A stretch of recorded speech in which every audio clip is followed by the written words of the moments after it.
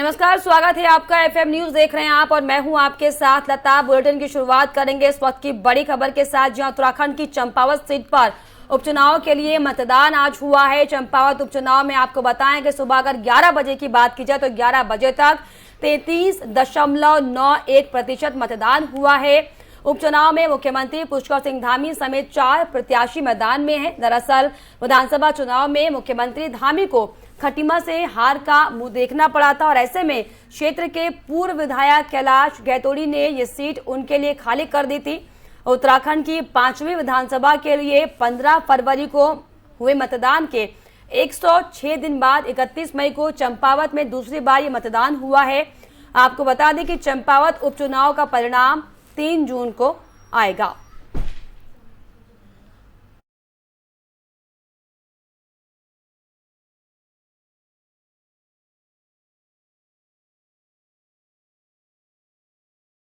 मतगणना होगी और आज चंपावत उपचुनाव के लिए मतदान हुआ है, जिसमें बढ़ चढ़कर लोगों ने इसमें हिस्सा लिया है। बीजेपी और कांग्रेस के बीच ये मुकाबला है और आपको बताएं कि 96,000 से ज्यादा मतदाता इस सीट में है, जिसमें पुरुष और महिला दोनों शामिल हैं।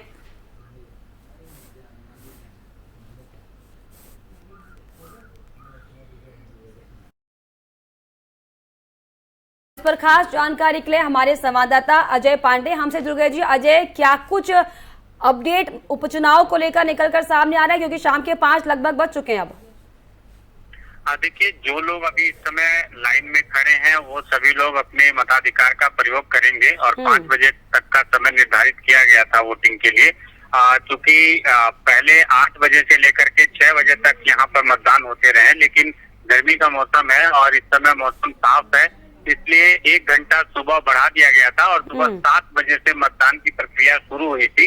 और जिस तरह से लोगों का रुझान शुरुआती दौर में रहा, उसी तरह का क्रम अभी भी बना हुआ है और दोपहर 3 बजे तक का आंकड़ा 51% से अधिक हो गया था वोटिंग का। और माना जा रहा है कि अंतिम जब कैलकुलेशन होगी और बाहर सारे बूथों की वोटिंग देखी जाएगी, उसके बाद वोट परसेंटेज बढ़ने की भी संभावना जताई जा रही है पिछले चुनाव की अपेक्षा।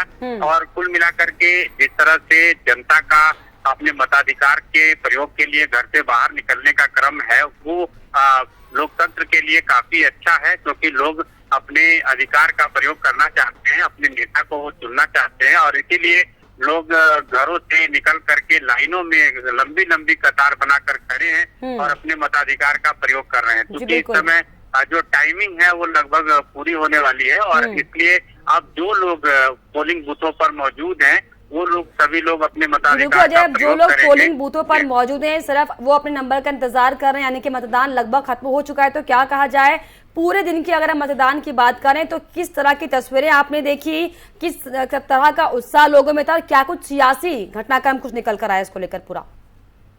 देखिए, इस समय मुख्य मुकाबला कांग्रेस और बीजेपी के बीच में है। बीजेपी से मुख्यमंत्री पुष्कर सिंह धामी चुनावी मैदान में है और जाहिर है कि मुख्यमंत्री जब चुनाव मैदान में है तो जब वो जीत करके आएंगे तो उस विधानसभा में मुख्यमंत्री का चुनाव हो रहा है। तो ऐसे में बीजेपी की ओर से यही संदेश देने का प्रयास किया गया कि प्रदेश की जनता, उस क्षेत्र की जनता जो है वो मुख्यमंत्री का चुनाव कर रही है। इसी तरह से कांग्रेस की ओर से ये बताया गया कि एक क्षेत्रीय प्रत्याशी को चुनावी मैदान में खड़ा किया गया है और वो पूरे दमखम के साथ चुनावी मैदान में रहे। दोनों प्रत्याशियों ने अपने अपने स्तर से प्रचार भी किया और जनता से अपना समर्थन भी मांगा और दोनों पक्षों की ओर से जो बड़े दिग्गज नेता रहे वो भी चुनावी मैदान में रहे। लेकिन जो आंकड़े नजर आ रहे हैं, जिस तरह की स्थितियां नजर आ रही है, वो सत्ताधारी पार्टी की तरफ से ज्यादा इशारा कर रही है और लोगों का जो मत है वो साफ तौर पर देखा जा रहा है। तो लोग मताधिकार का प्रयोग करके बाहर आ रहे हैं, वो भी यही बात कह रहे हैं कि उन्होंने अच्छे कार्य के लिए, अच्छे व्यक्ति को चुनने के लिए अपने मताधिकार का प्रयोग किया है। और जहां तक प्रचार प्रसार की बात है, उस प्रचार प्रसार के दौरान बीजेपी आगे रही है और माना जा रहा है कि 3 तारीख को जब मतगणना होगी तो ये मुख्यमंत्री पुष्कर सिंह धामी आसानी से चुनाव जीत जाएंगे। बिल्कुल, वाकई देखने वाली बात होगी कि 3 जून को क्या कुछ निकलकर सामने आता है कि जनता ने अपना विधायक चुना या फिर अपने मुख्यमंत्री का चुनाव किया। बहुत शुक्रिया आपका अजय, तमाम जानकारियों के लिए, तमाम बातचीत के लिए। तो आपको बताएं कि आज विधानसभा सीट के लिए सुबह से हालांकि उपचुनाव हो रहा था, लेकिन फिलहाल उपचुनाव लगभग खत्म हो चुका है। सिर्फ जो पोलिंग बूथों के बाहर लाइन लगाकर मतदाता खड़े हुए हैं, वही अब अपने मतों का इस्तेमाल कर पाएंगे।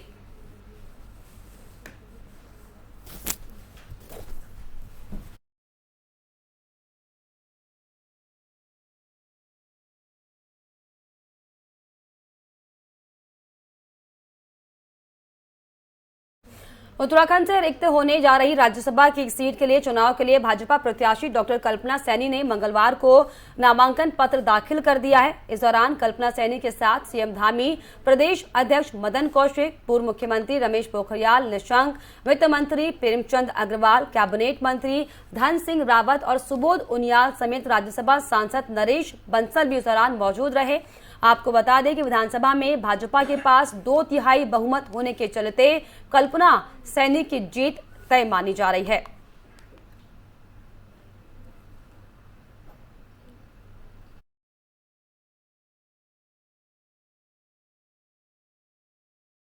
हमारी पार्टी ने कल्पना सैनी को बनाया है और जैसा हमारी पार्टी की सोच रही है, उत्तराखंड बनने से पहली बार उत्तराखंड बनने के बाद उत्तराखंड से किसी महिला राज्यसभा का सदस्य ऐसे बनाया गया है और हमारी पार्टी हमेशा से मातृशक्ति को आगे बढ़ाने की कोशिश कर रही है। महिलाओं को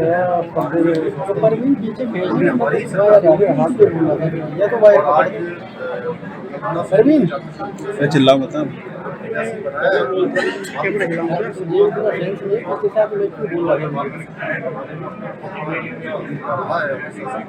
आगे और सामाजिक समाज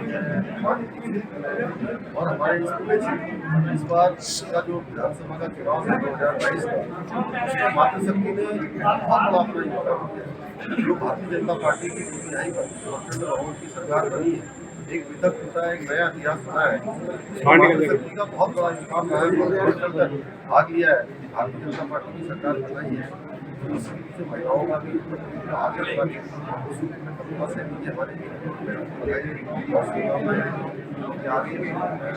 हर क्षेत्र राज्य और केंद्र के बीच में जैसा अब जो है आगे बढ़ाने का काम है। कल्पना सैनी जी के नाम का सिर्फ एक ही नामांकन भरा गया है और कोई भी नामांकन अभी तक नहीं हुआ। उसका समय समाप्त होने वाला है और आप जानते ही हैं कि इसका परिणाम क्या होता है और सीधे सीधे कल्पना सैनी जी की घोषणा जो अथॉरिटी है वही करेगी। मेरे मुख से कहना उचित नहीं है। बहुत बड़ी उपलब्धि है और मेरे साथ वो जिले की अध्यक्ष रही है। मैं उनके बारे में अच्छी तरह से जानता हूं। बहुत ही विनम्र हैं, बहुत सौम्य हैं और हर प्रकार से परिपूर्ण हैं और ओबीसी जो आयोग है उसकी अध्यक्ष भी है। इसलिए सारे कार्यकर्ताओं में उत्साह का वातावरण है और जो हमारे ओबीसी मोर्चा के लोग हैं उन्होंने तो जगह जगह मिष्ठान वितरण किया। कल हल्द्वानी में मैं स्वयं उसमें रहा और हमारी पार्टी ने भी मिष्ठान वितरण जगह जगह किया। पीएम नरेंद्र मोदी का केंद्रीय योजनाओं के लाभार्थियों के साथ वर्चुअली संवाद किया है। कुमाऊं में कई स्थानों पर कार्यक्रम लाइव किया गया। पंत विश्वविद्यालय स्थित गांधी हॉल में प्रधानमंत्री जनसंवाद कार्यक्रम में हिस्सा लेने के लिए उधम सिंह नगर जिले भर में से विभिन्न गांवों से लोग इकट्ठा हुए और संवाद सुना। वहीं रुद्रपुर में प्रधानमंत्री गरीब कल्याण योजनाओं के लाभार्थियों को आज प्रधानमंत्री नरेंद्र मोदी द्वारा संबोधित किया गया। इस दौरान केंद्र सरकार की 13 योजनाओं से लाभ पा चुके उधम सिंह नगर के 300 लाभार्थी भी वर्चुअल रूप से पीएम नरेंद्र मोदी के कार्यक्रम से जुड़े रहे। कार्यक्रम में सीएम पुष्कर सिंह धामी, केंद्रीय रक्षा राज्य मंत्री अजय भट्ट, कैबिनेट मंत्री सौरभ बहुगुणा सहित कई दिग्गज नेता मौजूद रहे।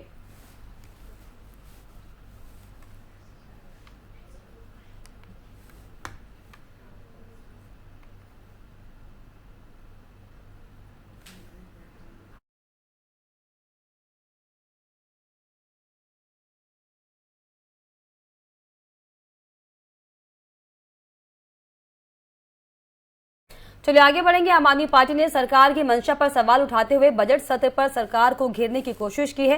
उन्होंने कहा है कि बजट सत्र गैरसैंण में आयोजित करने की सरकार पहले घोषणा कर चुकी थी, लेकिन अब गैरसैंण में ये बजट सत्र नहीं किया जा रहा। उन्होंने ये भी कहा कि सरकार अनाप शनाप घोषणाएं करती रहती है, सरकार को गैरसैंण में हुए खर्च का हिसाब देना चाहिए। इसके अलावा उन्होंने आगे कहा कि गैरसैंण का डंका पीटने वाली सरकार अब गैरसैंण में ही सत्र आयोजित कराने से पीछे हट रही है। इसके लिए सरकार को प्रदेश की जनता को जवाब देना होगा।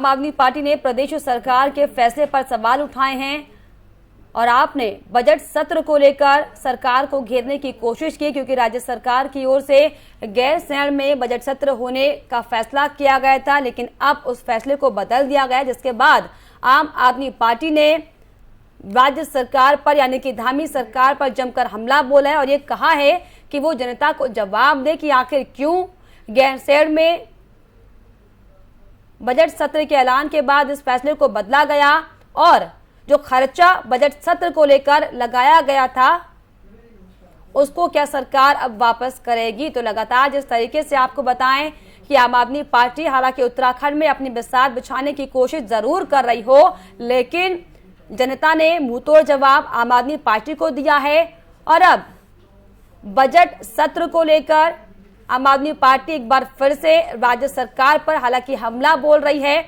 और जनता को जवाब देने की मांग आम आदमी पार्टी की ओर से की जा रही है।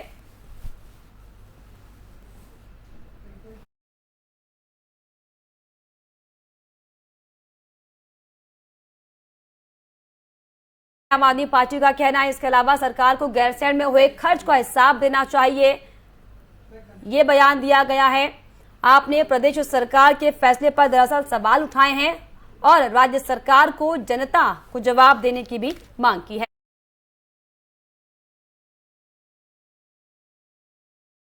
इस पर हमारे साथ विनय गोयल जुड़ गए हैं जो कि बीजेपी के प्रवक्ता हैं। सर, आपका मैं स्वागत करना चाहूंगी एफएम न्यूज पर। जी सर। सर, आम आदमी पार्टी के नेता आप पर आरोप लगा रहे हैं कि आप लोग लापरवाही कर रहे हैं, जनता के पैसों से सिर्फ और सिर्फ खिलवाड़ किया जा रहा है, क्योंकि बजट सत्र जो गैरसैंण में होना था अब नहीं किया जा रहा है। आम आदमी पार्टी की उत्तराखंड में प्रासंगिकता क्या है? आम आदमी पार्टी जहाँ सत्ता में है वहाँ इनके दो स्वास्थ्य मंत्री कदाचार के इस आरोप में जेल में बंद है। वहाँ की बात करें ना, ये उत्तराखंड में जो सब कुछ जहाँ ठीक ठाक चल रहा है, जनता के हित के काम हो रहे हैं, चारधाम यात्रा पूरे अपने फुल स्विंग में चल रही है। ये बात शायद आम आदमी पार्टी के लोगों को पसंद नहीं आ रही कि उत्तराखंड में इतने लोग तीर्थ यात्रा पे क्यों आ रहे हैं, क्यों उत्तराखंड में नॉर्मलिटी आ रही है। ये जिस तरह से पंजाब में इनकी सरकार आते ही वहाँ हत्याओं का दौर शुरू हो गया है, जिस प्रकार से वहाँ भ्रष्टाचार का दौर शुरू हो गया है, और मुझे लगता है कि ये शायद उत्तराखंड में वैसे ही देखना चाहते थे, लेकिन इनकी उम्मीदों पर कुछ सारा घात हुआ है। लेकिन विनय जी, क्या नहीं लगता आपको कि कहीं ना कहीं सरकार की जवाबदेही इस पर होनी चाहिए, क्योंकि राजस्व इस पर खर्च किया गया है, बजट सत्र के नाम पर खर्चा भी तो हुआ है ना सर, इसकी जवाबदेही किसकी होगी, इसकी भरपाई कौन करेगा? नहीं, देखिए, मैं आपको एक बात बताना चाहता हूँ कि कोई भी सरकार जनता के हित के लिए होती है और जनता का हित सर्वोपरि है। जी। अगर देश की जनता उत्तराखंड के तीर्थ यात्राओं पर अपने 2-2 साल की जो उनकी इच्छाएं थी जो रुकी पड़ी थी, कोविड के कारण से उत्तराखंड चारधाम नहीं आ पाए थे, और अगर वो आना चाहते हैं और उसके कारण से थोड़ा व्यवस्थाओं में परिवर्तन करना पड़ा है सरकार को, तो उसका स्वागत किया जाना चाहिए, ना कि आलोचना। तो सिर्फ और सिर्फ जो तीर्थ यात्री हैं उनकी व्यवस्था को लेकर देखते हुए ये फैसला लिया गया, ये आप कह रहे हैं सर? बिल्कुल, आप देखिए ना कि किस प्रकार से हमारे उत्तराखंड के पर्वतीय क्षेत्रों के कभी होटल फुल है, कभी मतलब एक हफ्ते के लिए हमने सारे स्लॉट बुक हो गए हैं। हमने तीर्थयात्रियों से भी हमें निवेदन करना पड़ रहा है कि थोड़ा अपनी यात्रा को टाल दें, और जो यात्रियों का जिनका पूरा रजिस्ट्रेशन नहीं है या जिनके पूरे डॉक्यूमेंट्स नहीं है अभी वो यात्रा के लिए ना आए। तो एक तरफ ऐसी स्थिति है, दूसरी तरफ ये अनावश्यक अगर गलतबाजी कर रहे हैं। जी, चलिए चलिए विनय जी, बहुत शुक्रिया हमसे जुड़ने के लिए सर।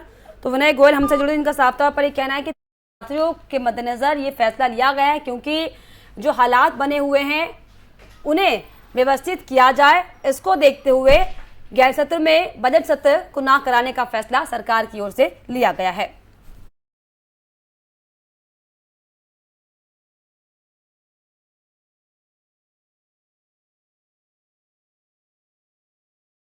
चलिए आगे बढ़ेंगे। उत्तराखंड चारधाम यात्रा को लेकर तमाम तरह की दिक्कतें भी सामने आने लगी हैं। उत्तराखंड में चारधाम यात्रा में श्रद्धालुओं की संख्या रिकॉर्ड तोड़ रही है। बीते 3 मई से चारधाम यात्रा शुरू हुई थी और अभी तक 12,76,000 से ज्यादा श्रद्धालु चारधाम के दर्शन कर चुके हैं। सबसे ज्यादा श्रद्धालु केदारनाथ में पहुंचे हैं, जहां पर 4,28,526 तीर्थयात्री बाबा केदार का आशीर्वाद ले चुके हैं। वहीं गंगोत्री की अगर बात करें तो गंगोत्री से बीजेपी विधायक सुरेश चौहान ने यात्रा को लेकर ये कहा है कि 2 साल के बाद चारधाम की यात्रा सुचारू रूप से शुरू हुई है, जिसके कारण बड़ी संख्या में चारों धामों में दर्शन करने के लिए श्रद्धालु पहुंच रहे हैं। आज सभी धामों में यात्रा में व्यवस्थाएं चाक चौबंद हैं और यात्री सभी धामों में दर्शन कर सुरक्षित वापस लौट रहे हैं। देखिए, चारधाम यात्रा बहुत सुचारू रूप से चल रही है और जहाँ जहाँ दिक्कत थी, जो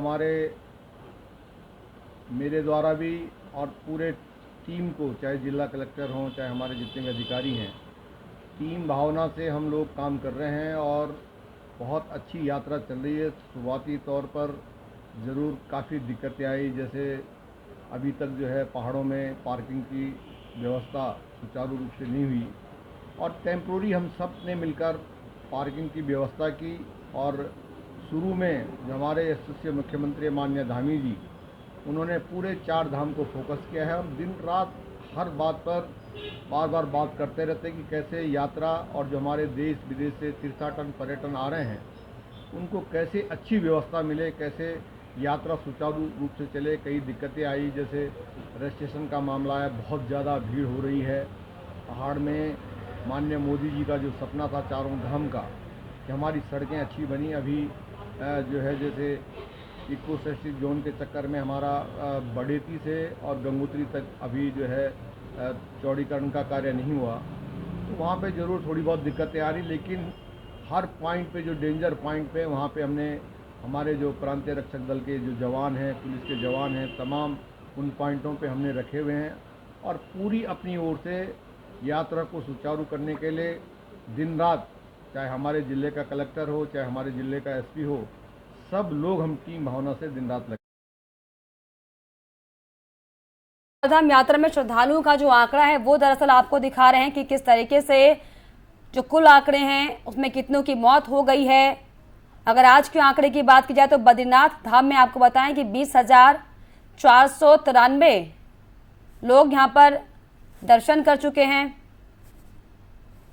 इसके अलावा अगर कुल आंकड़ों की बात करें तो 4,28,526 कुल आंकड़ा है। इसके अलावा 23 लोगों की मौत बद्रीनाथ में हुई है। तो वहीं केदारनाथ की अगर खासतौर पर बात की जाए तो आज के आंकड़े की अगर हम बात करें तो 19,835 और कुल आंकड़े की बात की जाए तो 4,17,768 आंकड़े हैं। और साथ ही साथ केदारनाथ में अब तक 51 लोगों की मौत हो चुकी है। तो वहीं गंगोत्री की अगर खासतौर पर बात की जाए तो आज 8,299 के करीब लोगों ने दर्शन किए और कुल आंकड़े की अगर बात की जाए तो 2,46,641 लोग अब तक दर्शन कर चुके हैं और यहाँ पर 9 लोगों की मौत हुई है।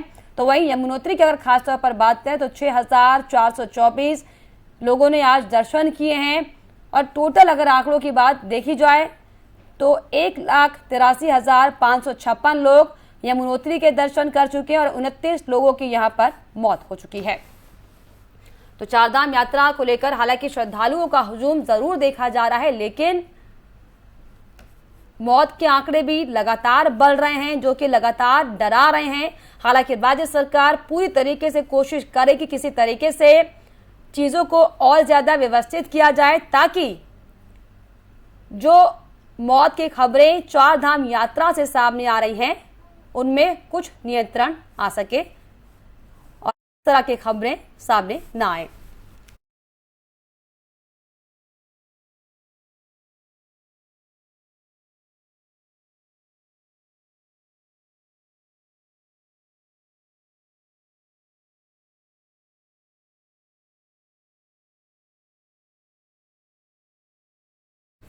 वहीं केदारनाथ पैदल ट्रैक पर घोड़े खच्चरों के साथ क्रूरता पर 2 संचालकों के विरुद्ध मुकदमा दर्ज किया गया है। इनमें एक बीमार खच्चर से तीर्थयात्री को सफर करा रहा था, तो वहीं दूसरा ज्यादा वजन लादकर यात्रा मार्ग पर ले जा रहा था। केदार घाटी में घोड़े खच्चरों की मौत पर 2 दिन पहले राज्य सरकार ने सख्ती के निर्देश दिए थे। इसी के तहत यहां पर यह अभियान चलाया गया है।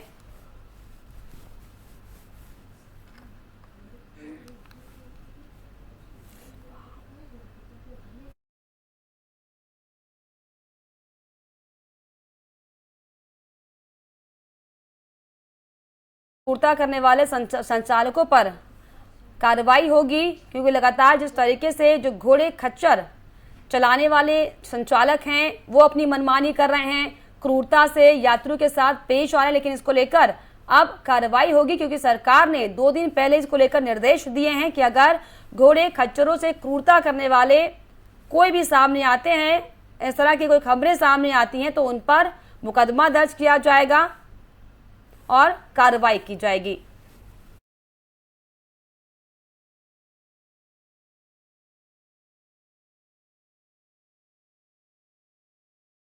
चलिए आगे बढ़ेंगे। कोरोना काल में अनाथ हुए बच्चों को सशक्त बनाने के लिए प्रधानमंत्री नरेंद्र मोदी की ओर से शुरू की गई पीएम केयर्स फॉर चिल्ड्रन योजना के माध्यम से अनाथ बच्चों को 10 लाख की एफडी प्रदान की गई है।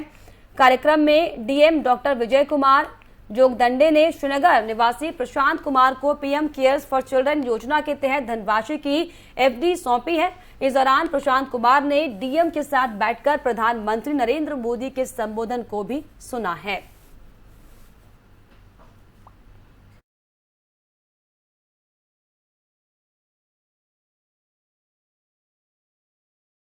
उत्तराखंड में संस्कृत ग्राम स्वरूप को विकसित करने की कवायद शुरू कर दी गई है। प्रदेश के सभी 13 जिलों में एक संस्कृत ग्राम बनाया जाएगा। इसका मुख्य उद्देश्य ये है कि प्राथमिक स्तर पर बच्चों को संस्कृत में बेसिक शिक्षा मुहैया कराई जाए।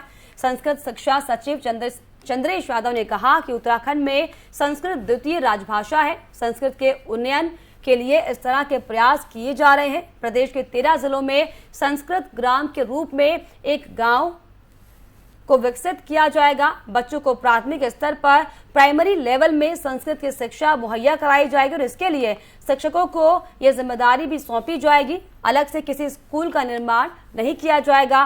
संस्कृत शिक्षा निदेशालय को सिलेबस निर्माण की जिम्मेदारी भी सौंपी गई है। वहीं प्राथमिक स्तर पर संस्कृत में बच्चों की पढ़ाई कराई जाएगी।